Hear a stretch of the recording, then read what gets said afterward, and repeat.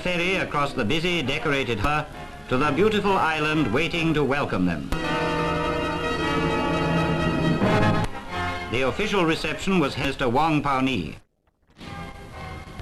Salute and national anthem, just inspected the guard of honor mounted by the police and volunteers. Thousands of national flags as they cheered the royal procession along the route of the State Drive towards the governor's residence.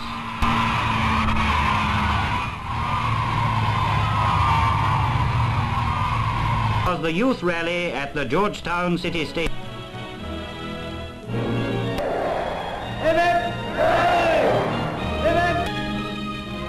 In a civil defense Land Rover, His Majesty inspected the parade.